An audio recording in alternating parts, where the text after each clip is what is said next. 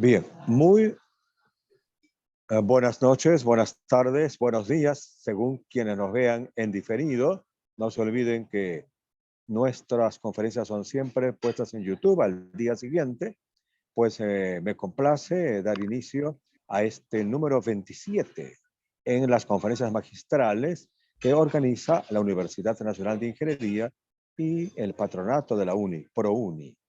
Es la primera conferencia del año 2023 y tenemos un tema pues, que precisamente corresponde a la cronología porque hemos de considerar las perspectivas económicas del año 2000, económicas y financieras del año 2023.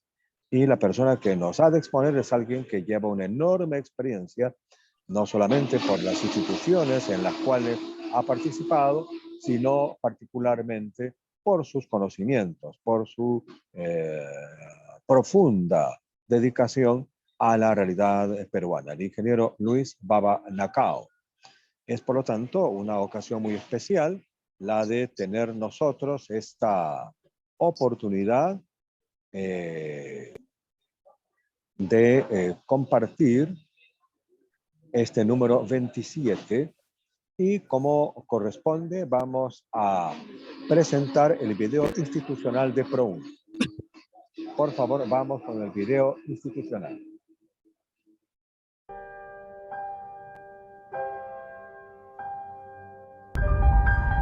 La antigua Escuela de Ingenieros, fundada en el año 1876 por el ingeniero polaco Eduardo de Havík durante el gobierno del presidente Manuel Pardo, cambió a Universidad Nacional de Ingeniería el año 1955. A lo largo de los años han pasado ilustres profesionales que han dejado huella en la universidad y en el país, entre los que podemos destacar a don Alberto Benavides de la Quintana, distinguido geólogo, así como a don Guido del Castillo Echegaray, distinguido ingeniero de minas. En el año 1997 se firmó el acta de constitución del patronato de la Universidad Nacional de Ingeniería, con la finalidad de contribuir a elevar la calidad académica de nuestra alma mater, siendo don Alberto el presidente fundador. El patronato ha contribuido con muchas obras desde su fundación, bajo el liderazgo de don Alberto, las mismas que continuaron con don Guido del Castillo y ahora continúan bajo el liderazgo del ingeniero Roque Benavides Ganosa, actual presidente del patronato.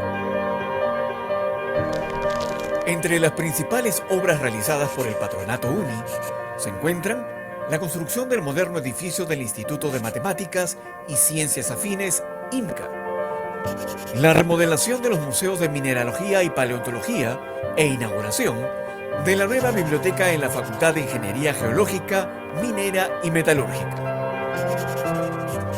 la construcción del Coliseo Polideportivo y del gimnasio totalmente equipado, la entrega de becas Andrés del Castillo, BCP, Fundación Romero, Ferreiros, Manuel Pardo y Lavalle, Jesús Arias Dávila de Compañía Minera Poderosa, de Sauder, Perú, Alberto Benavides de la Quintana, Embajada de Francia, las cuales lograron beneficiar a cientos de estudiantes quienes pudieron desarrollar sus estudios académicos de posgrado y trabajos de investigación en importantes universidades del mundo.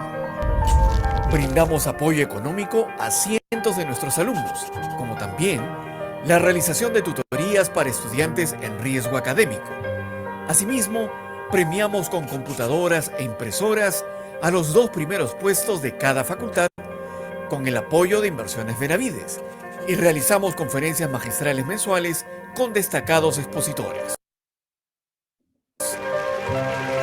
Gracias a la donación realizada por importantes empresas, se aportó para la fabricación de 3 ventiladores mecánicos Fénix que se entregaron a eSalud para la lucha contra el COVID-19, entre otras grandes contribuciones. Actualmente, el Patronato UNI continúa apoyando a estudiantes y egresados, quienes gracias a su esfuerzo y dedicación, contribuyen a poner en alto el prestigio de nuestra universidad, convirtiéndose así en una de las mejores del Perú.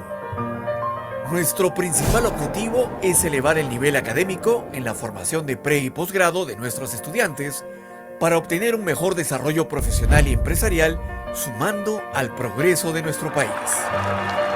Sé parte de este camino integrándote al Patronato UNI y así contribuiremos juntos al desarrollo de nuestra Universidad Nacional de Ingeniería.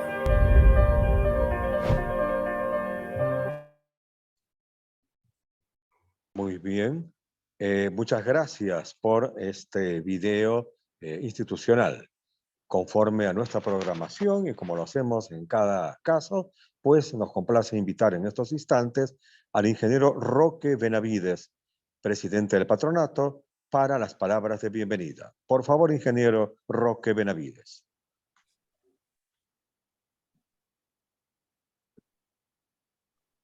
Estas reuniones mensuales del patronato de la Universidad Nacional de Ingeniería. En esta oportunidad tenemos la contribución valiosísima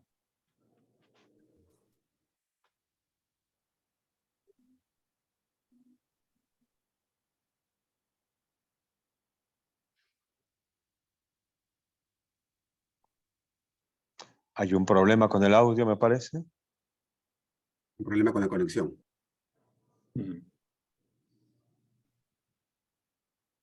Esperamos unos momentos a retomar la conexión con el ingeniero Roque Benavides.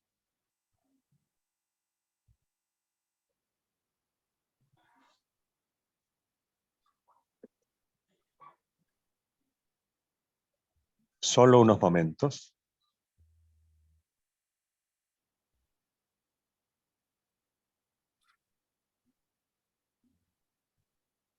Bien, creo que ha habido alguna dificultad. Entonces vamos a continuar con el programa.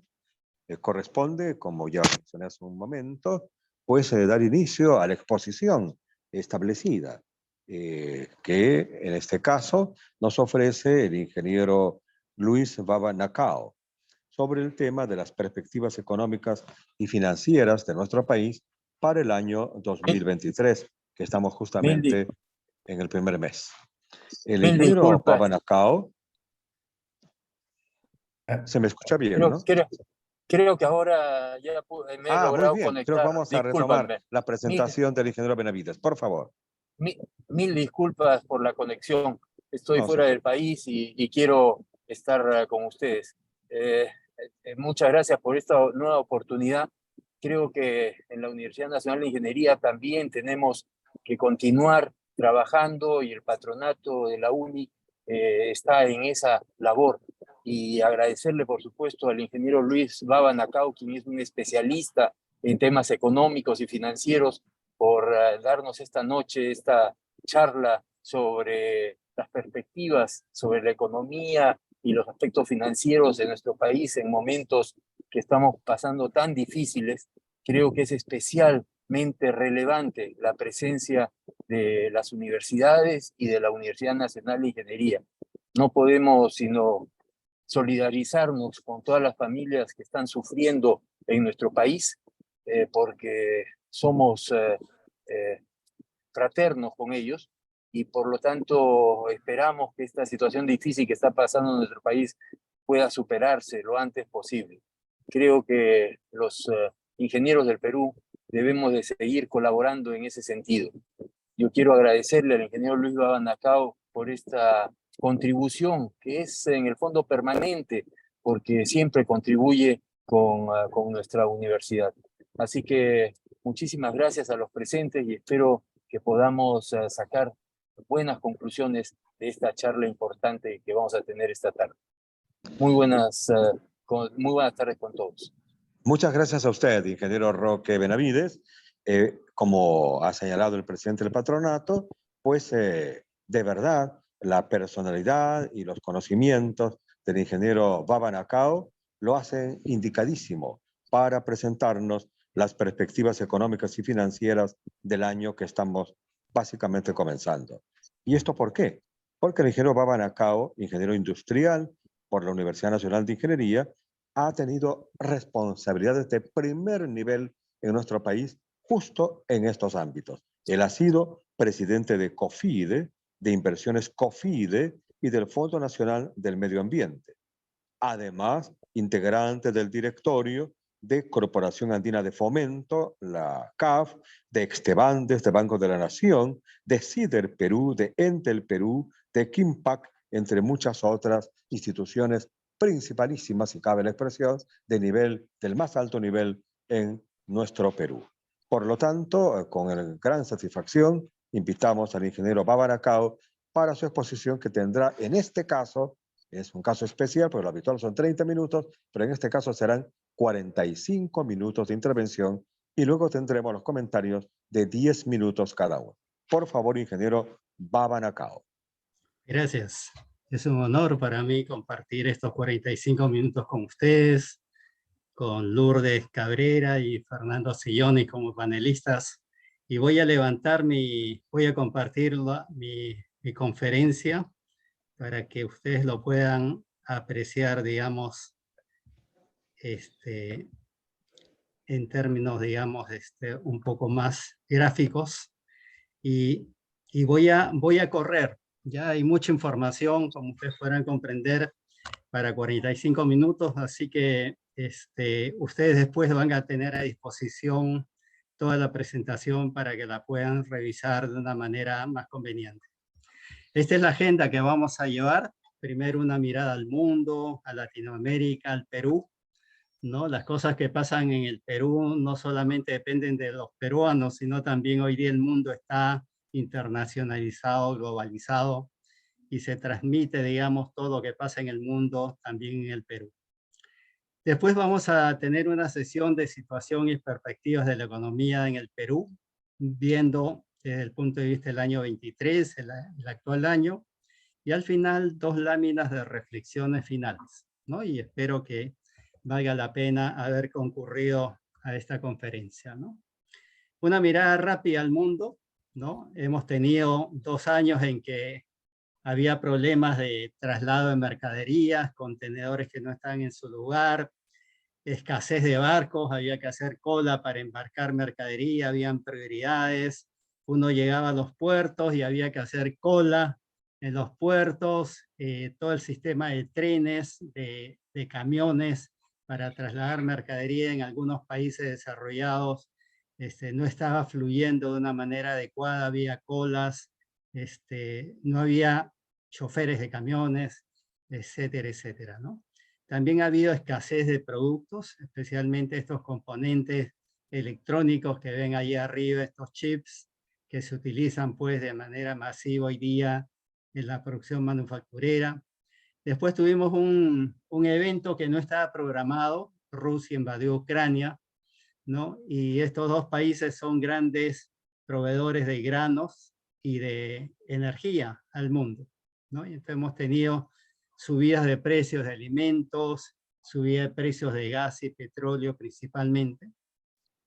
Y por último, algo significativo en la época de la pandemia, todos los bancos centrales del mundo emitieron dinero, ¿no?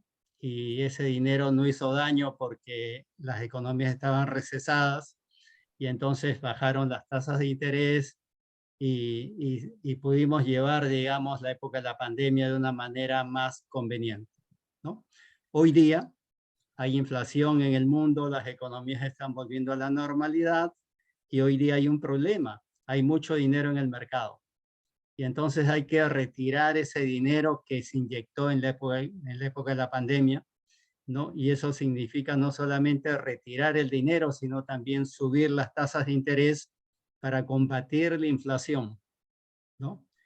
Y todo este panorama entonces nos lleva a pensar de que el mundo va a crecer menos, ¿no? Y este proceso de retirar dinero, subir las tasas de interés para que baje la inflación lleva a una recesión, ¿no? Y entonces los bancos centrales tienen que hacer cirugía mayor para que retirar dinero y subir las tasas de interés no perjudiquen demasiado las economías, ¿no? A la izquierda verán unas cifras, 3%, ¿no? Para el mundo, el crecimiento proyectado, la última previsión, pero digamos que, perdón, la penúltima prohibición y la penúltima prohibición son los que están en las barras verdes claros, 2.8, 2.7, cuando la prohibición inicial era 3, ¿no? Y entonces todas las prohibiciones, como verán, en la eurozona, en Estados Unidos, en Latinoamérica, están más bajas de las que se presumía deberían ser en el mundo, ¿no? Solamente, digamos, China, ¿no? Tiene un pronóstico bien parecido, ¿no? Pero en general, digamos, en el mundo hay una apreciación de que estamos entrando en un periodo de recesión y hay que manejar bien estos temas, ¿no? Y entonces, resumiendo, hay un problema de logística, de oferta de productos en el mercado que se está solucionando, sí. Más adelante vamos a ver cómo están los fletes con respecto a la prepandemia, ¿no? Se están, digamos, acercando a los precios de la prepandemia, pero todavía son significativamente muy altos con respecto a la prepandemia. Han aparecido tensiones que empezaron con la invasión de Rusia a Ucrania y, digamos, el apoyo que ha dado Estados Unidos y la Unión Europea en general a Ucrania, ¿no? Rusia tiene un convenio de defensa con China, y ustedes han visto a Corea del Norte lanzando misiles a Japón y China llevando su armada a la costa de Taiwán, y entonces esperemos que estas tensiones puedan apaciguarse a través del tiempo.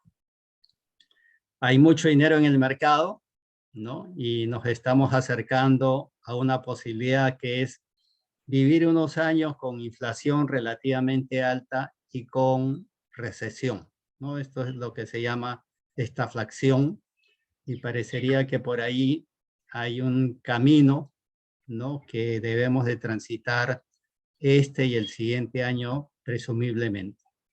Ya en el Perú hemos tenido a Pedro Castillo de presidente casi un año, más de un año, ¿no?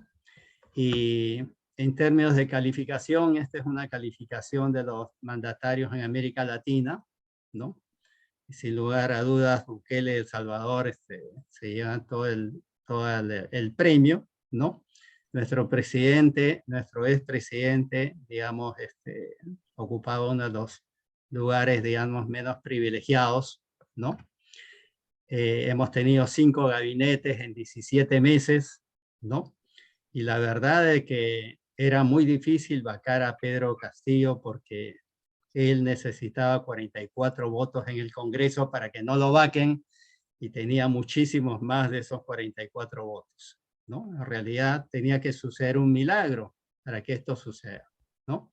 Y en el tercer intento de la vacancia presidencial, 2 días antes de la votación en que no había votos para vacar al presidente, aparecieron estos 3 personajes en los medios de comunicación. Una chica una señora que manifestó que sí, efectivamente, había colaborado con algunos pagos no muy santos, ¿no? Apareció el jefe de inteligencia, ¿no? Y también el jefe del gabinete del presidente hablando en contra del presidente, ¿no? Y parece que eso gatilló el golpe de estado de Pedro Castillo, ¿no? Y 2 días antes, ¿no? Y entonces el presidente parece que se vio, digamos, contra la pared y tomó el paso de gatillar un golpe de estado, ¿no? Y todos hemos vivido esto en tiempo real, ¿no? El Congreso adelantó la votación de las 3 a las 11 y se lograron 101 votos de 130 votos, ¿no? Lo que 2 días antes parecía un imposible, al final se dio, ¿no? Y no solamente eso, sino también la policía apresó en tiempo récord al presidente y lo puso a disposición de la fiscalía, ¿no? Todo esto lo hemos vivido en tiempo real, algo que pensamos que era increíble que suceda, sucedió, ¿no? A las pocas horas de la vacancia juramentó la nueva presidente juramentó su nuevo gabinete, ¿no? Y lo que no estaba previsto, digamos, es una sonada como la que estamos viviendo todas estas últimas semanas, ¿no?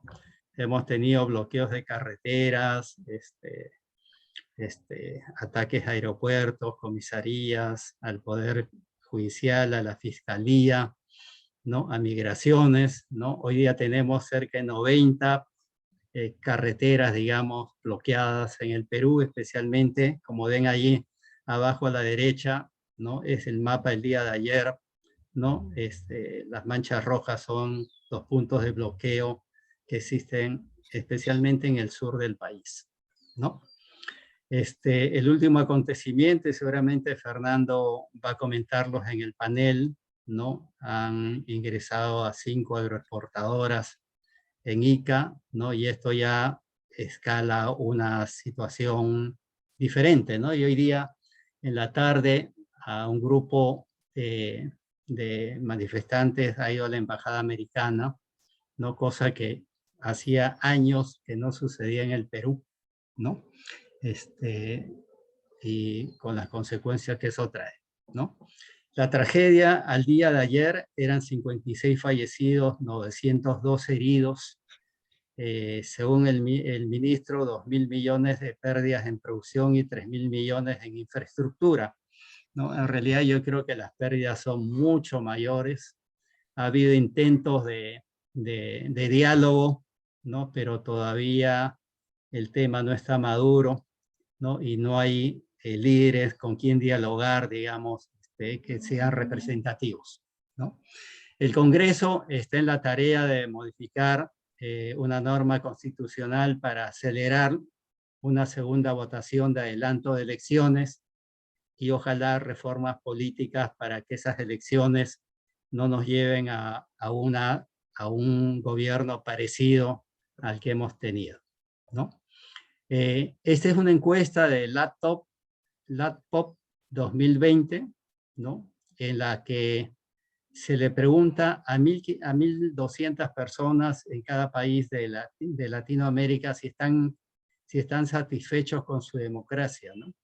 Y Perú, como verán abajo, es una de las sociedades que menos satisfecho se encuentran con su democracia, ¿no? Entonces, probablemente muchos de los líos que están habiendo hoy día en el país justamente a estas causas, ¿no?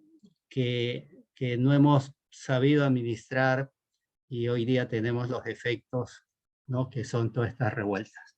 Pero no todas son malas noticias, ¿no? Tenemos un Banco Central que lleva la política monetaria en buenas manos, ¿no? El Banco Central está calificado como uno de los mejores de América Latina y su presidente uno de los mejores banqueros del mundo, ¿no? También yo diría que el 80% del sistema financiero peruano que está en manos de la banca está, digamos, bien administrada, ¿no? Y creo que Socorro Geisen y su gente han hecho un excelente trabajo. Y también alguien que se lleva, digamos, las palmas de todo el mundo, y creo que ha sido el personaje del año 22, el Ministerio Público ha hecho una labor, digamos, valiente, encomiable, ¿no? Impecable, digamos. ¿Cuáles son las preocupaciones de Perú en los próximos meses? ¿No? Como efecto de la pandemia y todo lo que ha ocurrido, el incremento de la pobreza y la informalidad, ¿no? Qué pena, ¿no? Perú había avanzado muchísimo en reducir la pobreza y la pandemia, más todo lo que ha pasado en estos últimos 14 meses, han hecho incrementar la pobreza e incrementar la informalidad. La inflación también ha sido severa. Hacía tiempo que no teníamos inflaciones de 8%, 6%, ¿no? Que, digamos, reducen el nivel adquisitivo de las familias. Lamentablemente, los sueldos no han subido en igual proporción, ¿no? El Banco Central ha tenido que accionar para evitar, digamos, y reducir la inflación de los meses que vienen, y la medicina es subir tasas de interés y reducir la liquidez del mercado para presionar a que haya menos préstamos, menos posibilidades de demanda y entonces menos posibilidades de que suban los precios, ¿no? Y el cuarto tema que se ha vuelto crítico hoy día y que no sabemos cuándo se va a estabilizar es la política y la social, ¿no? La estabilidad política y social, ¿no? Creo que aquí están resumidos 4 de las principales preocupaciones que hoy día tenemos en el país, ¿no? Con esta introducción vamos a revisar, digamos, la situación del país, ¿no? Y primero vamos a revisar el tipo de cambio, ¿no?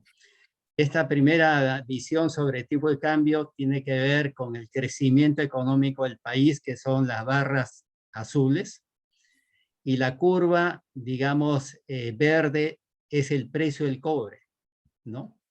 El crecimiento económico del Perú está íntimamente ligado al precio de los minerales. Cuando el precio de los minerales está alto, Perú crece, como verán ahí, ¿no? Cuando el precio del cobre crece, la economía peruana crece, ¿no? Y ven las barras azules creciendo, ¿no?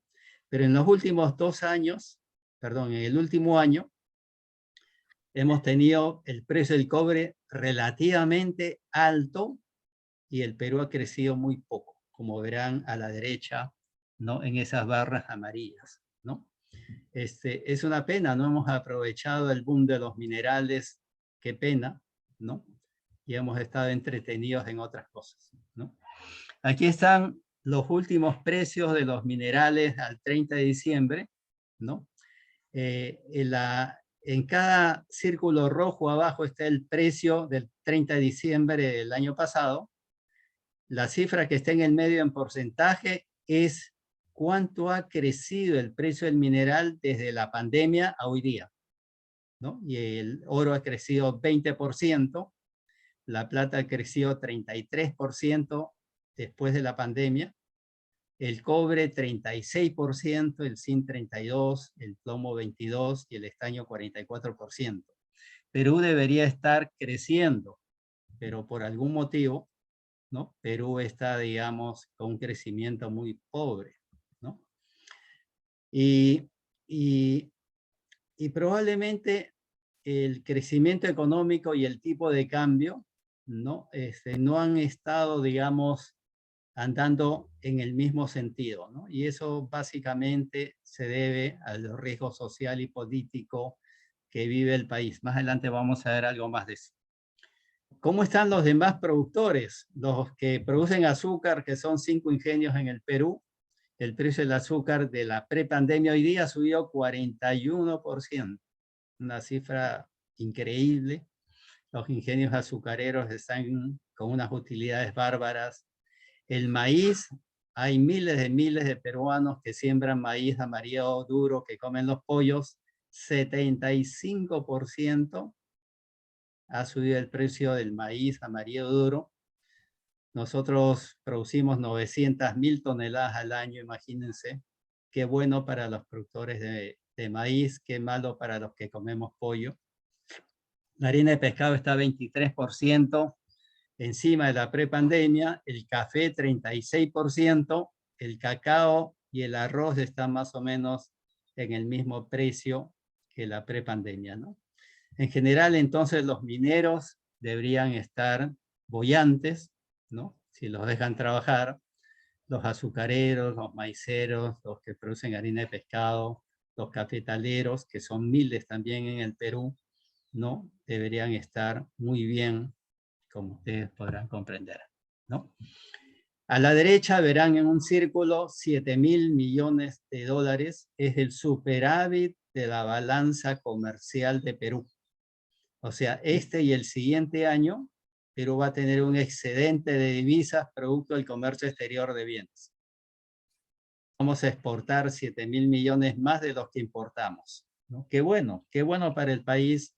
Así, estas cifras han sido ya modificadas en el mes de diciembre por el Banco Central y parecería entonces de que no debería haber problemas de divisas en el Perú, ¿no? Y estas son las reservas. Abajo verán a la izquierda 73.000 millones de dólares Es una cifra extraordinaria de reservas que tiene el Perú. Este es un dinero del Banco Central de Reserva que justamente los tiene para épocas malas como la que estamos viviendo, ¿no? Si no hubiese ese ruido político, probablemente el tipo de cambio estaría en 3.50, 3.60, ¿no? Y lamentablemente el tipo de cambio está cerca a 3, cerca a 4 soles ya, ¿no? Producto básicamente de la convulsión política que está viviendo el país, ¿no? 3.89 es el tipo de cambio a hoy día, ¿no? El año pasado acabó en 3.82 y la verdad que gran parte de lo que va del mes ha estado por debajo de 3.82, pero los últimos acontecimientos han hecho de que haya temor y la gente compre dólares, ¿no? Sin embargo, fíjense, ¿no? A la izquierda verán el endeudamiento público de Perú con respecto al PBI es 33% del PBI. En cambio, Chile, Colombia, Brasil tienen endeudamiento público muchísimo más alto que Perú. Las reservas internacionales de Perú con respecto al PBI son indudablemente muy superiores a lo de Chile, Colombia y Brasil, ¿no? O sea, esto es lo que se llama fundamentos, ¿no? Los fundamentos de Perú son muy buenos, muy buenos, ¿no? Y entonces eso ayuda a que el tipo de cambio no se haya disparado y al buen trabajo que ha hecho el Banco Central para hacer esta previsión, ¿no? De ahorros, ¿no? Hay una encuesta que se hace entre analistas económicos, banqueros y empresas no bancarias, ¿no? Y estos son los pronósticos que dieron los analistas económicos de cómo acabará el tipo de cambio en el año 23, 4 soles el dólar, en el año 24, 4 soles el dólar, los analistas económicos. Los banqueros son más optimistas, 3.90, 3.90, y las empresas no financieras 3.95, 3.96, ¿no? Esto tranquiliza al país, ¿no? En una convulsión como la que estamos viviendo, ¿no? Probablemente haya volatilidad, pero una vez que se logre una solución y se plantee y se convoque a elecciones, probablemente el tipo de cambio va a volver a la normalidad, ¿no? Va a haber, sí, va a haber volatilidad, pero probablemente con la cantidad de dólares que tiene el Banco Central, puede el Banco Central, digamos, mitigar de alguna manera lo que viene sucediendo, ¿no? El día de ayer vendió 346 millones de dólares para quietar el mercado, ¿no? Bien, esto es cómo ha variado el sol peruano con respecto al dólar, ¿no? Y cómo han variado las monedas de América Latina y del mundo con respecto al dólar en estos 21 años que han transcurrido desde el año 2000 hasta hoy día, ¿no? Y la moneda peruana hasta el 31 de diciembre se había devaluado 9% en 21 años, ¿no? O sea, nada. Mejor ha sido tener soles que dólares, ¿no? Porque si tenían soles y los depositaban ganando intereses en el Perú, ¿no? Probablemente era mejor que tener dólares ganando intereses de dólares, ¿no? Las dos monedas que se han revaluado es la China, 17%, y el euro, 6%, ¿no? Y fíjense las demás monedas, el yen japonés se ha devaluado 29%, entonces era mejor tener soles que yenes en estos 21 años últimos. El peso chileno, Chile se supone que es un país más estable que Perú, ¿no? 61% se depreció su moneda, ¿no? Y fíjense arriba, Colombia, México, Brasil, unas devaluaciones increíbles. Y esto es gran mérito del Banco Central principalmente, ¿no? En el tema de inflación, que es otro tema que preocupa a los peruanos, como verán a la izquierda, en los 2 últimos años, la inflación ha sido 6.43 y 8.46. El Banco Central estima que sí es bueno que haya inflación, pero no mucho. Y el objetivo de inflación que se ha planteado en los últimos años es entre 1 y 3% de inflación. Eso es el deseable del Banco Central. Pero como ustedes verán, en los 2 últimos años han sido el doble y casi el triple de la inflación límite que tiene el Banco Central, ¿no? Y entonces nos ha tocado vivir en un país donde se ha acumulado 6% y encima de ese 6, 8,46, ¿no? Esto sí impacta en la economía de las familias, sí, especialmente en las familias más pobres. Se estima que este año vamos a tener inflación entre 4 y 4,5. Probablemente enero va a ser muy alto por el bloqueo de carreteras, pero una vez que se solucione ese bloqueo de carreteras, los precios van a volver a la normalidad y seguramente la inflación se va a reducir a la mitad de lo que fue el año pasado, ¿no? Y esta curva refleja de que sí, la inflación ha estado creciendo, pero en los últimos meses ya está de descenso, ¿no? Excepcionalmente enero va a ser un mes, digamos, en que probablemente la inflación va a estar alta, ¿no? Y aquí se puede apreciar cómo han variado los precios de la prepandemia a octubre del año pasado, ¿no? Y como verán ustedes, el incremento de precios es significativo.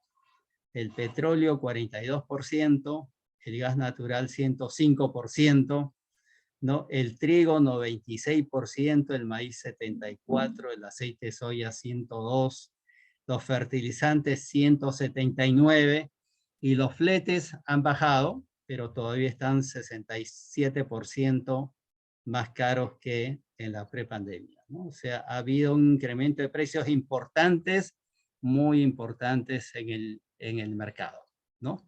Y también ha empujado el precio de los insumos industriales 34%, los plásticos han subido 34%, el hierro y el acero 41%, los productos químicos 32%. O sea, no solamente han subido energía y alimentos, sino también todo, ¿no? Ahora, ¿esto es culpa del Banco Central? No, no es culpa del Banco Central. Fíjense las inflaciones de Colombia, Chile, Reino Unido, la eurozona, Alemania, son más altos que la peruana, ¿no? Este es un fenómeno que se ha dado en todo el mundo, ¿no? Y no es responsabilidad del Banco Central peruano, sino es una inflación importada, ¿no? Que hemos tenido que sufrir porque Perú importa mucho de sus alimentos y mucho de la energía que consume, ¿no? Últimamente, por una gestión especial de Naciones Unidas, Rusia y Ucrania acordaron de que se le permitía a Ucrania exportar 20 millones de granos que tenían estoqueados y que no podían ser exportados al mundo, ¿no? Se liberaron, ¿no? Pero en realidad sí ha bajado el precio del trigo, el maíz, como verán en la parte baja de este cuadro, ¿no? El aceite de soya, pero han bajado 10, 20, 30 dólares, 100 dólares en algunos de los casos, pero nada significativo, ¿no? Y probablemente, ojalá, ¿no? Pueda hallarse alguna solución a estos conflictos, porque ambos países se están desangrando y ambos países están dedicando mucho de su economía, ¿no? A la guerra, ¿no? Que no ayuda mucho, digamos, al interés mundial, ¿no? ¿Qué está haciendo el Banco Central y la FED de Estados Unidos, el Banco Central peruano y la FED americana, subiendo las tasas de interés? La barra verde es el Banco Central peruano, ¿no? Hace poco, hace 2 semanas, ha subido a 7,75 la tasa de interés de referencia y la FED lo ha hecho a 4%, ¿no? Y la idea aquí es encarecer el crédito para que menos gente pida préstamo, menos gente tenga dinero y menos gente salga a comprar, ¿no? Y se supone que a través de esta teoría y la reducción de liquidez en el mercado, se logre frenar el incremento de precios, ¿no? Al consumidor. Sin embargo, ese es el trabajo del Banco Central. El Banco Central sube tasas y retira dinero del mercado. Por el otro lado, el Congreso y el Ejecutivo están dando bonos, están permitiendo retiros de AFPs, de CTS, ¿no? Están aprobando, digamos, deudas que tenían pendientes de hace años de años, ¿no? Con una serie de grupos de trabajadores en el país y están en el sentido contrario a lo que está haciendo el Banco Central, ¿no? Se está inyectando liquidez a la economía, ¿no? Y qué pena, ¿no? Que esto no esté coordinado para todos luchar contra la inflación, que es lo que más daño hace a las clases menos poseídas, ¿no?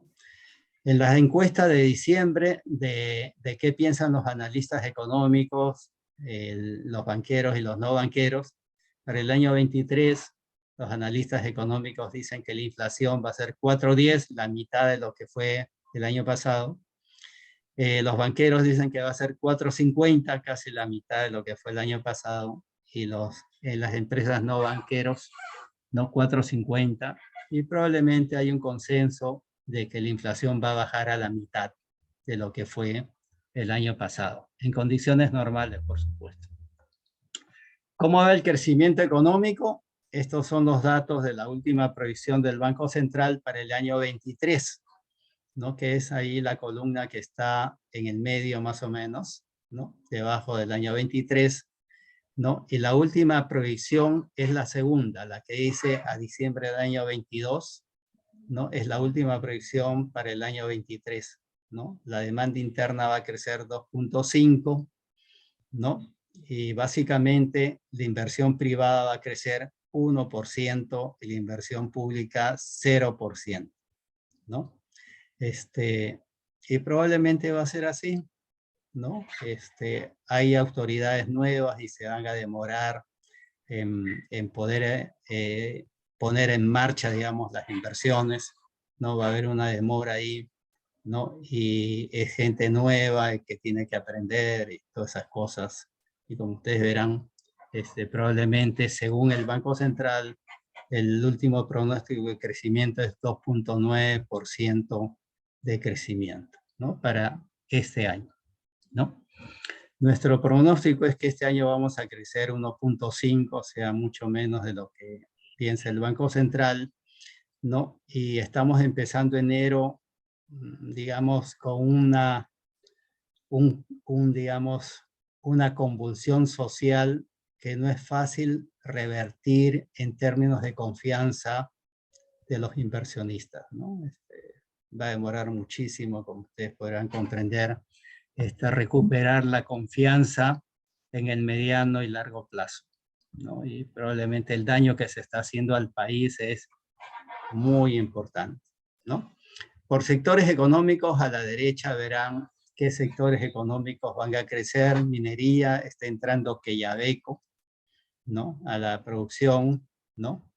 Y, digamos, la manufactura primaria y la agroexportación están siendo, digamos, los motores, digamos, del crecimiento del PBI, ¿no? Y ojalá que algún día las agroexportaciones superen la minería, ¿no? Y probablemente ese es el motivo por el cual están atacando a las agroexportadoras hoy día, ¿no? Porque no quieren, digamos, ese boom, ¿no? Igual, aquí están las encuestas últimas en noviembre sobre cuánto creen que va a crecer económicamente el Perú a través de su PBI, ¿no? 2,3 los analistas económicos, no, perdón, los banqueros, los analistas económicos igual, y las empresas no financieras 2,8, ¿no? Eso fue en noviembre, probablemente hoy día estas cifras hayan cambiado, ¿no? Por las expectativas que despiertan todos estos movimientos que se están dando en el Perú, ¿no? Aquí están, digamos, qué piensan, digamos, los empresarios en términos positivos o negativos según las flechas, el sentido de las flechas. Y cuando se le pregunta en la encuesta a los empresarios cómo piensan que va a ser la economía a 3 meses, a 12 meses, ¿no? Cómo piensan que va a ser su sector a 3 a 12 meses, cómo está la situación de su empresa a 3 a 12 meses, ¿no? Cómo es la demanda de sus productos, ¿no? Cómo son los contratos de nuevo personal ¿no? Y cómo son las inversiones a 3 a 12 meses, verán que las flechas en general están hacia abajo, ¿no? Y ese es el pesimismo, digamos, del sector empresarial para los próximos meses, ¿no? Sobre las entidades financieras, hemos tenido un impacto desde la pandemia en algo que se llama el flight to quality, ¿no? Cuando hay temor, la gente corre a lo más seguro y sin lugar a dudas el dólar, los bonos del Tesoro americano, las instituciones más fuertes, financieras más fuertes son los refugios cuando hay miedo y temor, ¿no? Y así ha sido desde la pandemia, ¿no? Que era un efecto que no sabíamos en qué iba a acabar, ¿no? Hubo una fuga, digamos, de capitales de Perú a otros países, de Perú, en el Perú a instituciones financieras más sólidas, ¿no? Y de soles a dólares principalmente, ¿no? Después eso se aquietó. Las primeras semanas de enero fueron de que el flujo de capitales ahora era positivo para Perú, ¿no? Pero indudablemente después del vandalismo que hemos visto en el Perú, otra vez el tipo de cambio está subiendo, ¿no? ¿Qué ha pasado con las instituciones financieras en el Perú? Aquí están cómo ha crecido el total de activos de la banca múltiple de noviembre hasta noviembre del año pasado, desde la prepandemia, diciembre del año 19, ¿no? Y en estos últimos años, entonces, en estos últimos 3 años, ¿no? La banca ha crecido 25%, las cajas municipales 17% en tamaño, ¿no? Las financieras han crecido nada y las cajas rurales han decrecido, ¿no? Y esto es el flight to quality, ¿no? Los dineros se han pasado de instituciones débiles a instituciones más fuertes o instituciones pequeñas a instituciones más grandes. ¿Cómo es el efecto en las tasas pasivas, en los depósitos? Como ustedes verán, ahora estamos leyendo de izquierda a derecha, ¿no? Si nos ubicamos, por ejemplo, a la derecha, en más de 360 días, depósitos de más de 360 días, el año pasado se pagaba 2.70 como promedio de tasas de interés a los depositarios, hoy día se está pagando 5.92 a los depositarios, un incremento casi de 3%, ¿no? Sin embargo, la inflación ha sido 8.46, o sea, las tasas son negativas en términos reales, ¿no? O sea, el poder adquisitivo del capital más los intereses 5.92 no compensan el deterioro del valor adquisitivo del dinero. Y en términos de costo del dinero, fíjense, las corporativas son las empresas que venden más de 300 millones de soles al año. Cuando van al banco, en el año 2020 les cobraban 2.51 en promedio, hoy día les cobran 8.87 en promedio, ¿no? Aquí ha habido un impacto de 6 puntos más o menos, ¿no? Y entonces la política monetaria del Banco Central ha hecho de que los depositantes ganen 3 puntos más y los prestatarios paguen, ¿no? 6 puntos más de tasa de interés. ¿Ha encarecido el crédito? Sí, se ha encarecido en crédito, como ustedes verán allí en esta estadística, ¿no? Felizmente, todos los bancos a diciembre están con grado de inversión, ¿no? Todos son A o B+. Excepto casi al final hay un banco que se llama Alfin, que ha cambiado de nombre, antes se llamaba Banco Azteca, que está en una situación débil, pero ya cambió de dueño, ¿no? Y hoy día lo administra el grupo Coril, que es un grupo, digamos, peruano de mucho prestigio, de un historial impecable, ¿no? Y estamos seguros de que esa calificación va a variar pronto. Y entonces el superintendente está tranquilo, ¿no? Porque todos son grado de inversión. Y hay una preocupación, sí, por los créditos que están en el sur del país y la mora y las reprogramaciones que se van a tener que autorizar probablemente porque se está rompiendo la cadena de pagos ¿no? En el sur del país, ¿no?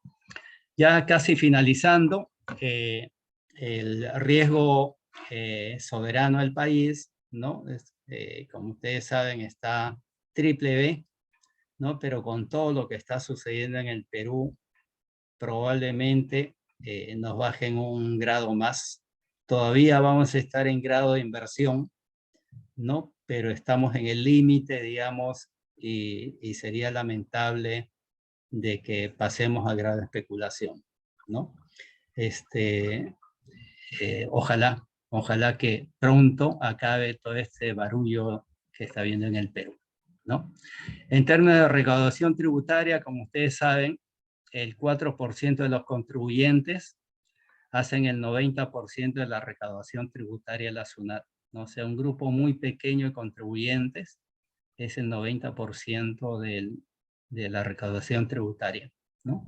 Sin embargo, con toda esa recaudación, el año pasado la presión tributaria ha sido 16% del PBI. Este es un récord que creo que no lo ha habido en los últimos 30 años en el Perú, ¿no? Yo recuerdo que cuando gobernaba Alan García en sus últimos años, la presión tributaria era 4%, ¿no? Y hoy día estamos en 16%, el año pasado acabamos en 16%, y con un déficit fiscal de 1.8 el PBI, que es de los más bajos de América Latina, ¿no? También muy meritorio para todos. Reflexiones finales, ¿no? Este cuadro, fíjense, fue publicado el año pasado, a finales del año pasado. Esto lo hizo el Foro Económico Mundial, ¿no? Y qué acertados estuvieron ellos. Fíjense, esto fue antes de diciembre, antes de que haya el autogolpe y entre Dina Boluarte, ¿no? Los riesgos más graves del Perú en los próximos años. 1. Colapso del Estado, conflicto interno, ruptura del Estado de Derecho, erosión de las instituciones, golpe militar, inestabilidad regional o global. Fíjense, esto dicho en octubre era cuestionable, ¿no? Hoy día, carambas, qué cerca han estado de lo que era un riesgo para Perú, que no lo habíamos detectado en esa magnitud, ¿no? Nos ha pasado algo como a los chilenos hace unos meses. Estancamiento económico prolongado, probablemente sí. Esto es lo que se llama estagflación, ¿no? Acostumbrarnos a vivir con recesión y con una inflación relativamente alta, 2, 3 años más. Crisis de empleo y media subsistencia, creciendo al 1.5, 2%, no le vamos a dar empleo a los 375,000 jóvenes que entran al mundo laboral todos los años, sino a la mitad de ellos probablemente. Entonces va a haber más desempleo, más informalidad. Hay un tema de brecha digital, la tecnología no está llegando a todos los peruanos y se está abriendo una brecha importantísima entre los que tienen teléfono inteligente, los que no tienen, los que están conectados a internet, los que no están conectados a internet. Va a haber una brecha que no tiene que ver con la riqueza material, sino con la tecnología que nos conecta y nos ayuda a vivir, ¿no? También el daño ambiental causado por el hombre y la proliferación de la actividad económica ilícita, ¿no? Hoy día hemos comprobado lo que significa no haber dejado crecer la minería informal, el narcotráfico, ¿no? Hoy estamos pagando una factura muy alta sobre estos temas, ¿no? Y quería terminar la conferencia con algo de un genio de la humanidad, Albert Einstein, que dice: si quieres entender a una persona, no escuches sus palabras, observa su comportamiento, ¿no? Y hoy estamos comprobando el comportamiento de mucha gente, ¿no? Y tenemos que interpretar, digamos, lo que significa ese comportamiento. Muchas gracias. Muchas gracias, ingeniero Babanacao. Como siempre, tenemos una vez más la comprobación de su profundo conocimiento y pues basta haberlo escuchado para saber realmente cuáles son las perspectivas económicas y financieras de nuestro país en el año 2023. Muy reconocidos por su valiosa exposición. Aprovecho también para presentarme, en esta ocasión no lo mencioné, soy el profesor Álvaro Montaño, jefe del Fondo Editorial de la Universidad Nacional de Ingeniería, y para mí es sumamente grato presentar a personalidades del nivel del ingeniero Baba Nacao una vez al mes. Vamos a continuar ahora con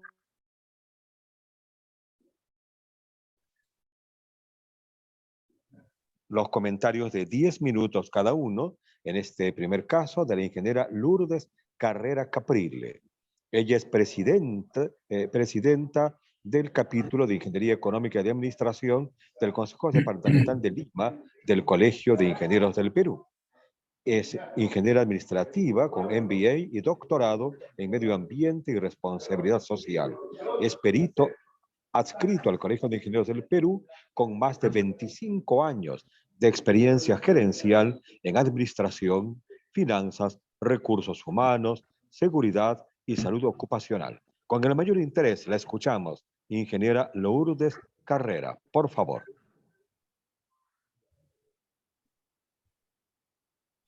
Tu micro, por favor. Ingeniera, esperamos unos momentos que se comunica la ingeniera. Son detalles. Magnífico. Gracias. Perdón. Muchísimas gracias.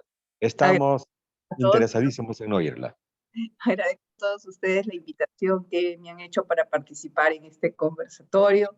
Un saludo especial para Roque, Luis, Fernando y todos los que nos acompañan en la sala, especialmente el ingeniero César Soriano, César, me olvidé el apellido, con quienes comparto este espacio. Definitivamente son tiempos difíciles, como hemos escuchado a Luis. El 2023 se perfila como un año con diversos desafíos, un horizonte a nivel global de persistente inflación, acompañada de una política monetaria restrictiva por parte de los Estados Unidos, la guerra Rusia-Ucrania, etcétera, ¿no? El mundo va a crecer menos y podría darse, como hemos escuchado, una recesión. Como resultado del Foro Económico Mundial, sabemos que tendremos como principal problemática afrontar una crisis del coste de vida. Además, este año estará marcado por el aumento de los riesgos relacionados con los alimentos y la energía.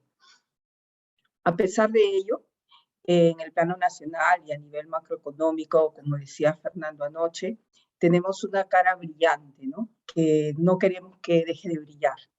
Récord de exportaciones, récord en la balanza comercial, buen nivel de reservas internacionales, récord de tributación.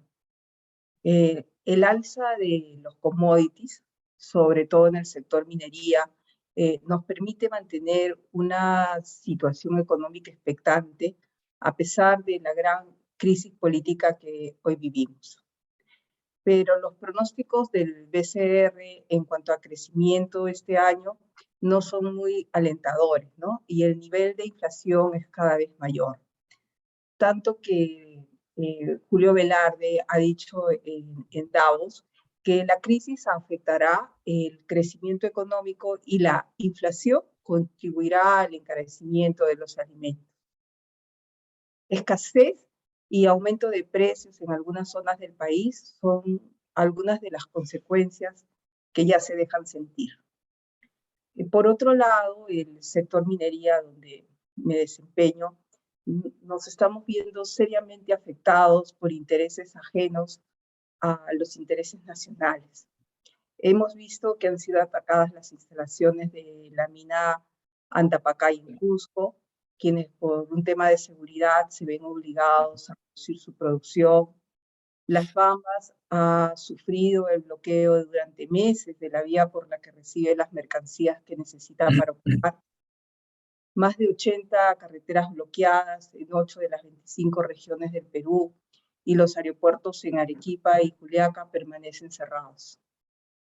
Definitivamente, esto afectará nuestro crecimiento económico y la vida de nuestras familias. creo que es hora, que este es el momento crucial, estamos en un momento crucial que nos exige reflexionar y encontrar la participación consensuada en búsqueda del bien común. Es el momento que nos exige actuar desde la academia y sobre todo desde el Colegio de Ingenieros del Perú. Debemos y tenemos que promover soluciones viables que nos lleven a la pacificación del país. Muchas gracias. Muchísimas gracias, ingeniera, por su comentario. Y vamos a continuar con los comentarios en este número 27 de las conferencias magistrales. En este caso, se trata del ingeniero Fernando Sillonis Benavides. El ex gobernador de la región Ica, estudió Ingeniería Económica en la Universidad Nacional de Ingeniería, tiene una maestría en MBA, nada menos que en el Wharton de la Universidad de Pensilvania en Estados Unidos, es actual presidente de Información y director de Agrícola Tambo Colorado, SAC, especialista en gerencia y planificación. Ingeniero Sillones, lo escuchamos con el mayor interés. Muchas gracias, ingeniero Montaño. Es un privilegio compartir esta tertulia con mi primo Roque Benavides y por supuesto con Lucho Babanacao, a quien tanto valoro, tanto aprecio, por su claridad, ¿no? Por su sencillez para explicar cosas de manera tan didáctica, ¿no? Y un placer compartir esto con Lourdes, con Armando, con César y todos los presentes. Filiberto, gracias.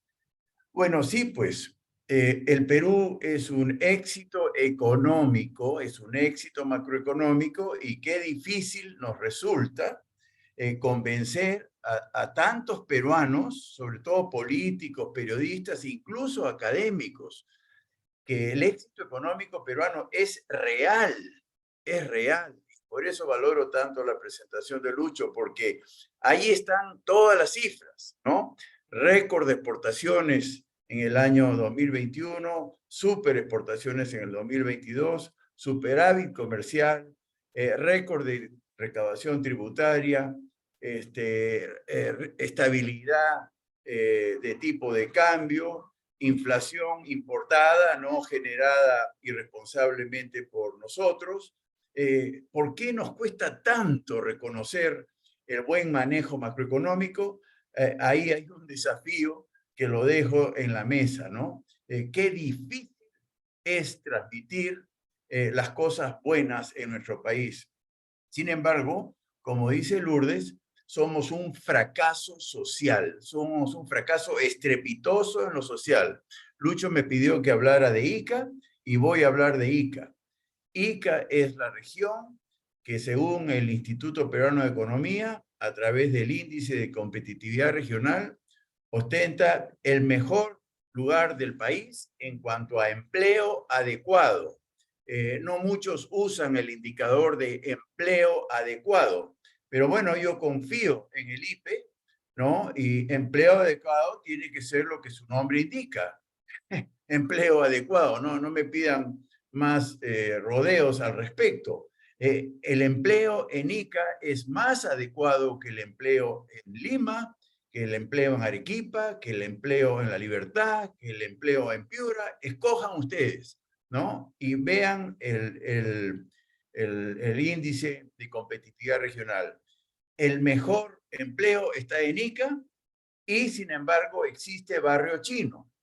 Yo conozco Barrio Chino, está a la entrada de Ica, para los que conocen Ica, está en el distrito de Salas Guadalupe y es un polvorín hoy día, ¿no? Los habitantes de Barrio Chino son 80% huancavelicanos, jóvenes estupendos que migran a Ica a través de un proceso migratorio que no todos lo reflejan tal cual. Es un proceso migratorio de ida y vuelta. Huancavelica está muy cerca a Ica y estos compatriotas nuestros, repito, estupendos, van y vienen constantemente entre Huancavelica e Ica, pero han establecido su morada en Barrio Chino. ¿Qué cosa es barrio chino? Barrio chino es una invasión, como la hay en todo el Perú. ¿Y qué son las invasiones en el Perú? Es el fracaso estrepitoso de la vivienda en el país, sobre todo de la vivienda social. Las invasiones son, en la mayoría de los casos, procesos promovidos por alcaldes corruptos, ¿no? Aquí en Lima es muy conocida toda la corrupción que hay en Chilca, por ejemplo, muy cerca a Lima, ¿no? Donde alcaldes y regidores corruptos chantajean a empresas una vez establecidas, pero antes promueven las invasiones y nunca otorgan títulos de propiedad. Esa es un poco la táctica. ¿Para qué?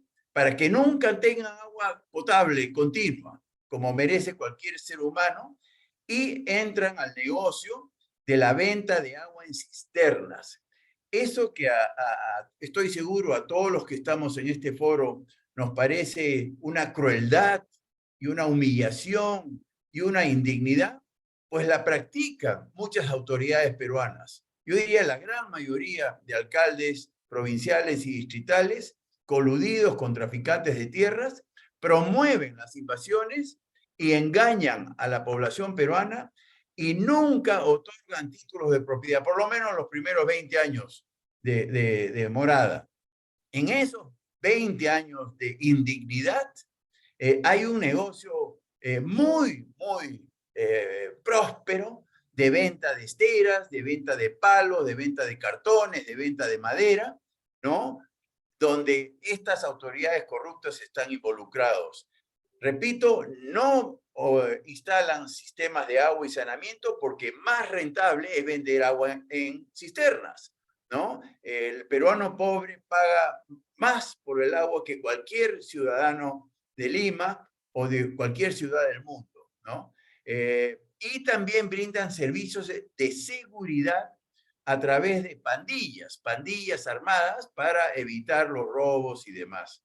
Entonces, eso es Ica hoy día, ¿no? Barrio Chino está al lado de la autopista que se ha inaugurado apenas hace un año, una autopista que no tiene un paso a desnivel a la altura de Barrio Chino. En consecuencia, habían tantos accidentes a un año de haberse inaugurado la flamante autopista Pisco-Ica, de doble carril, por supuesto. Habían tantos accidentes que no tuvieron mejor idea que instalar semáforos. O sea, una autopista con semáforos y rompemuelles. ¿Dónde se ha visto eso, no? Entonces, somos un país de contradicciones brutales, diría yo, ¿no? Está mal el Estado peruano. A mí no me gusta echar culpas, ¿no? Yo creo que todos debemos asumir responsabilidad, pero no puedo dejar de responsabilizar al Estado peruano. Me refiero al Estado en su institución municipal, al Estado en su institución regional y al Estado en su institución ministerial. El Estado fracasó, incluso policía y fuerzas armadas también tienen espacios de corrupción grotescos. El Poder Judicial y la Fiscalía de la Nación, por supuesto, todos celebramos la personalidad y valentía de la fiscal de la Nación, pero es una excepción en la institución judicial y del Ministerio Público. Muchos fiscales y, por supuesto, sus secretarios y adjuntos y muchos jueces son muy corruptos, muy chantajistas y maltratan al pueblo peruano, ¿no? Entonces, lo único que podía aguar la fiesta de este extraordinario manejo macroeconómico, que es real, es lo político. Y para mala suerte nuestra, lo político está aguando la fiesta, está malogrando todo en nuestro país. A mí me ha impresionado, y con esto termino, me ha impresionado la presentación de Lucho, y realmente él nos ha llevado desde todos los problemas mundiales, los problemas latinoamericanos, ha puesto al Perú, y comparando a Perú, es el país con menos deuda pública, es el país con más reservas relativas al producto, es el país más sólido de casi del mundo, diría yo. No me había percatado que era más sólido que Japón en materia de devaluación de tipo de cambio. Me parece increíble que hayamos logrado eso. Y como yo siempre digo cuando estamos charlando de Perú, cosa que hago con mucha frecuencia, lo único que podía malograr esto era lo político. Y bueno, la presentación de Lucho ha terminado de una manera brutal, ¿no? Realmente nos explotó en la cara la última lámina, ¿no? Convulsión social, desastre del Estado, desmoronamiento del Estado, problemas internos y todo lo demás. Entonces, seamos pues quirúrgicos, como diría yo. El problema se llama política. El problema es el Estado peruano, ¿no? Elijamos mejor, asumamos nuestra responsabilidad a la hora de elegir. El Perú, con buenos políticos, sería la continuidad de este extraordinario manejo macroeconómico y este extraordinario potencial que tiene el Perú, no solo en recursos naturales, sino sobre todo en recursos humanos, ¿no? Entonces, corrijamos lo que haya que corregir y, por supuesto, no cambiemos la Constitución, no cambiemos el manejo macroeconómico y vamos a corregir lo que está podrido, ¿no? Que es lo político. Ese sería mi comentario. Gracias. Muchísimas gracias por sus comentarios, ingeniero Sillonis. Vamos ahora con las preguntas, 20 minutos de preguntas, conducidas por el ingeniero Filiberto Revilla. Por favor. Gracias, Álvaro. Bueno, tenemos varias preguntas, hemos seleccionado 4. Vamos a hacer pues una pregunta para cada uno de nuestros panelistas y 2 preguntas finales para el ingeniero Abanacao. Empezamos con la ingeniera Lourdes Carreras. Lourdes, con la experiencia que tienes, producto que estás liderando también el capítulo de Ingeniería Económica y Administrativa, bueno, con toda la problemática que hay en el país, ¿qué recomendaciones, ¿no? Esta pregunta es de la señora Claudia Cruz. ¿Qué recomendaciones podrías tú darnos para ayudar a mejorar la imagen, ¿no? que tiene nuestro país actualmente? Bueno, aquí las recomendaciones son más políticas que otra cosa, ¿no? Porque en realidad, como hemos podido notar durante toda la exposición, o sea, económicamente el país se encuentra bien manejado. El tema que nos afecta hoy en día es un tema social, un tema de intereses personales de cada uno de las personas que dirigen la política. Unos no quieren irse, otros no quieren renunciar. Entre ellos dicen, se tiran la ola y los afectados seguimos siendo nosotros, que estamos perdiendo el trabajo, que estamos cerrando los proyectos. Hoy día, por ejemplo, yo trabajo frente a la Embajada de Estados Unidos. Hemos tenido una gran manifestación. Hemos tenido que evacuar todo el edificio, los edificios de las Torres de Cronos, donde está la mayoría de las empresas mineras, porque aparentemente querían atacar a las empresas mineras, que, como hemos visto, son las que mueven la economía del país, ¿no? En este momento es así. Entonces, recomendaciones, compromiso de parte de nosotros, aprender a votar, comprometernos antes de elegir, no ir y votar porque, bueno, yo voto por tal o cual persona porque no me cae bien, o no me gusta, o sí me gusta, sino votar con conciencia, ¿no? Y elegir bien, porque en realidad lo que nos está pasando es producto de los malos políticos que conducen el país. Gracias, Lourdes. La segunda pregunta para el ingeniero Fernando Sillonis. La pregunta es del señor Oscar Jubi. ¿Por qué el crecimiento de la inversión pública será de 0 si se cuentan con recursos tanto en el gobierno central y los gobiernos regionales? Esa es pues la inoperancia del Estado, ¿no? A la cual nos estamos refiriendo. Es increíble, como dijo Lucho, que no hayamos aprovechado el boom de los commodities. El Perú es un país que gana con el aumento de precios de los commodities. Todos nos fijamos en lo que nos duele, que es el alza del precio del petróleo. Y claro, se refleja inmediatamente en el costo de la gasolina y el petróleo de los grifos, agravado con la tributación que se aplica, que no es solo IGB, sino también selectivo al consumo. O sea, nosotros pagamos mucho por el petróleo cuando este sube de precio, y eso no nos gusta, ¿no? A los agricultores, yo soy uno de ellos, detestamos el alza del precio de los fertilizantes, en particular la urea, ¿no? Que fue uno de los derivados del petróleo que más subieron de precio. Tampoco nos gusta que suba el trigo, porque nosotros somos paneros. Nos gusta el pan de trigo, nos gustan los fideos, ¿no? Como dicen en la sierra, los fideos, ¿no? Y nos hemos puesto adictos al trigo. Ese es otro error que en otro momento conversaremos. Pero efectivamente sube petróleo, sube la urea, sube el trigo, ¿no? Y eso no nos gusta. Pero no hablamos del alza del precio del cobre, que ha hablado Lucho, el alza del precio del café, el alza del precio del maíz, el precio del algodón, de la harina y pescado. Bueno, en el balance, Lucho nos ha explicado que ganamos, más es lo que ganamos que lo que nos cuesta para importar insumos o commodities caros. O sea, el Perú gana. Hay países africanos que pierden con la inflación mundial. No exportan nada y son grandes importadores de trigo y de petróleo, por ejemplo. Esos países se arruinan con la inflación mundial de precios de commodities. Perú no es de esos países, Perú gana. Y por eso bate récord de exportaciones, bate récord de balanza comercial, bate récord de tributación, bate récord de reservas internacionales. Ese es el Perú maravilloso. ¿Por qué no sube la inversión pública?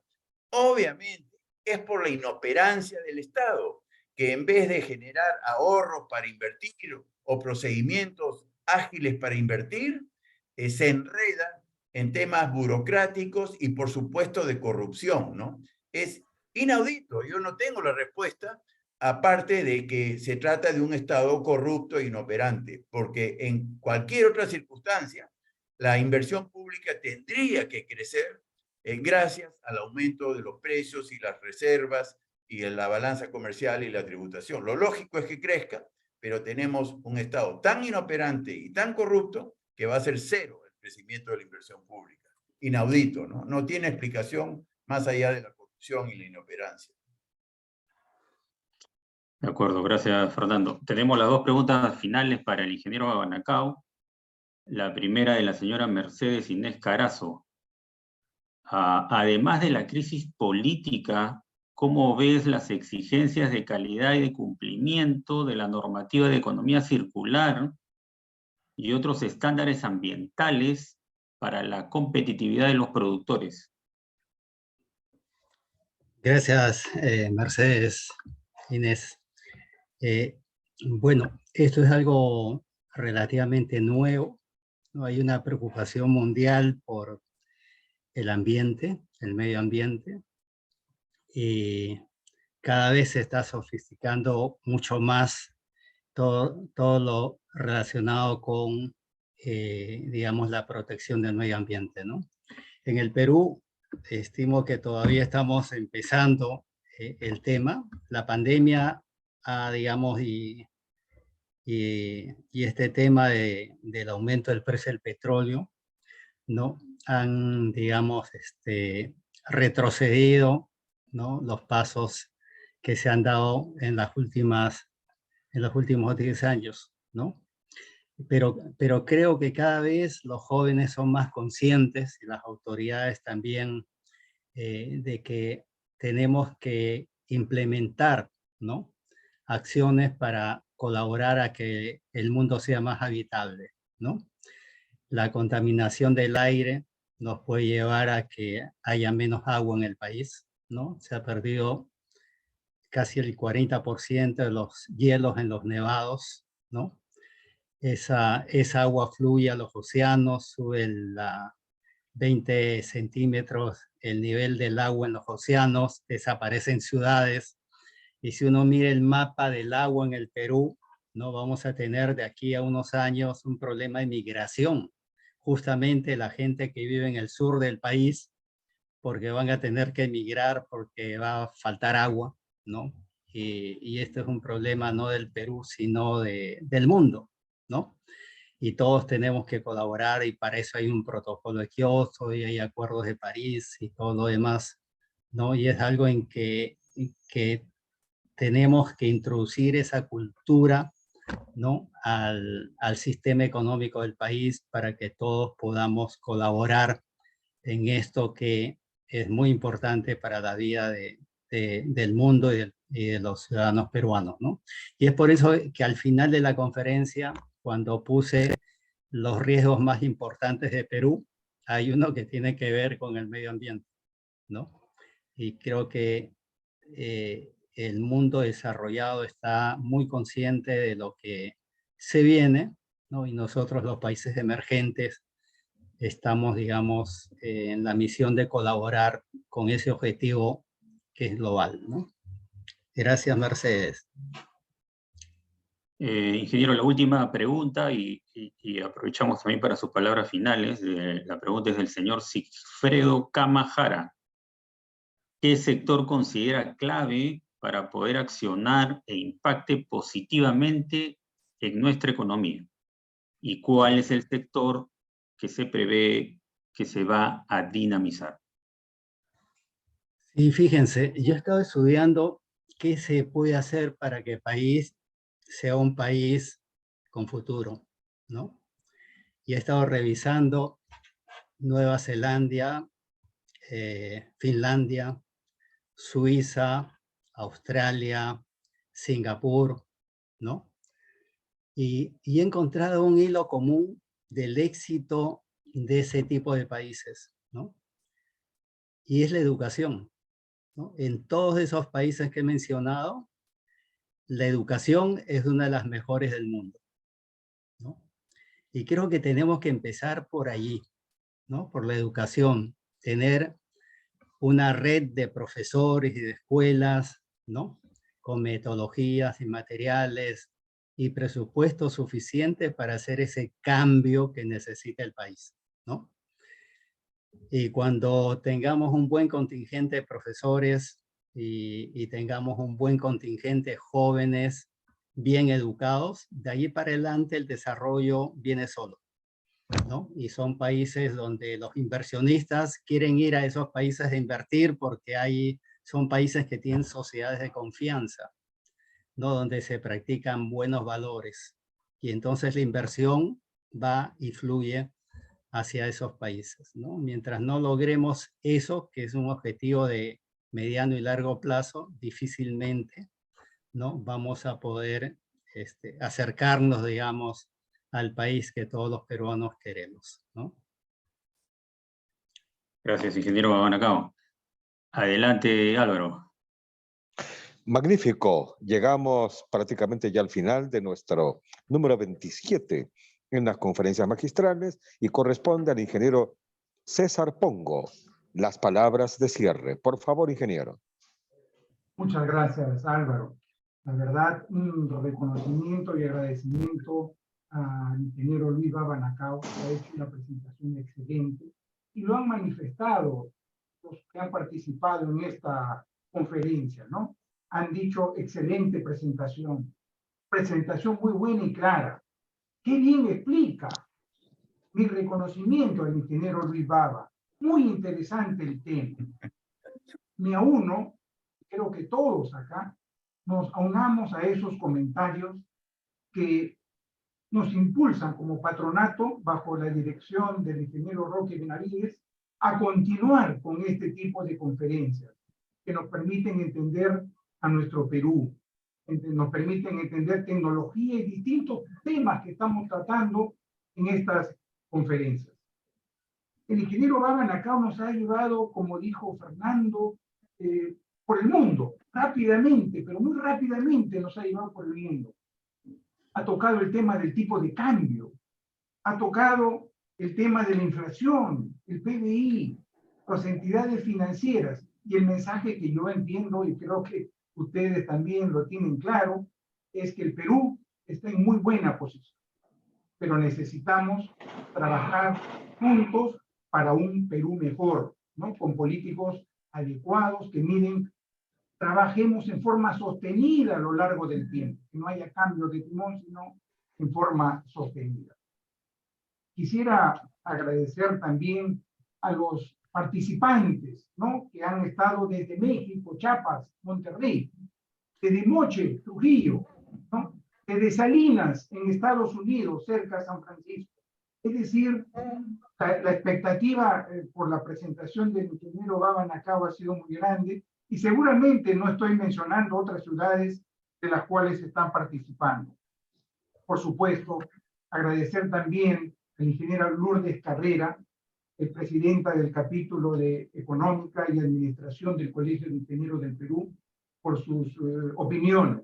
Y asimismo al ingeniero Fernando Sillones, vicepresidente del patronato de la Universidad Nacional de Ingeniería, que ha hecho una clara explicación de la situación en ICA y, por supuesto, algunas recomendaciones para nuestro Perú.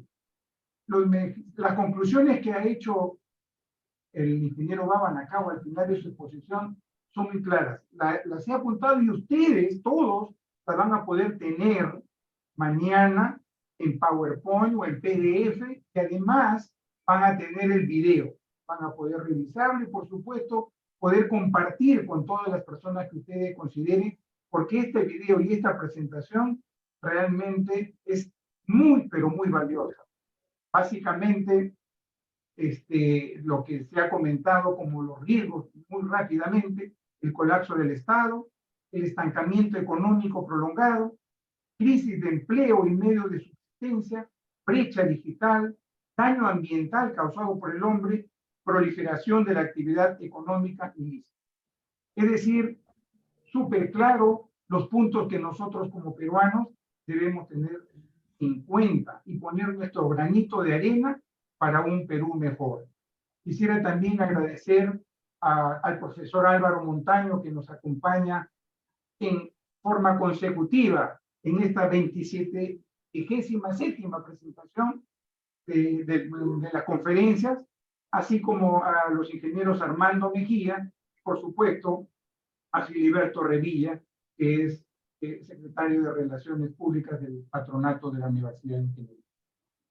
Totalmente de acuerdo con la educación que ha mencionado el ingeniero Baba, así que creo que todos tenemos que aportar nuestro granito de arena de aquí en adelante.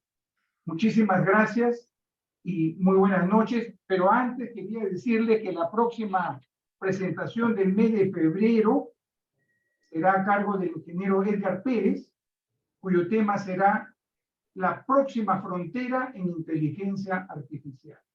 Y en el mes de marzo tendremos al ingeniero León Trachtenberg con un tema de educación. Ya tenemos pautadas febrero, marzo y seguramente pronto tendremos también los siguientes meses. Muy buenas noches y muchas gracias por su participación en esta conferencia. Buenas noches. Buenas noches. Muchas gracias, muchas gracias. Hasta dentro de un mes. Adiós. Gracias. Chao. Gracias.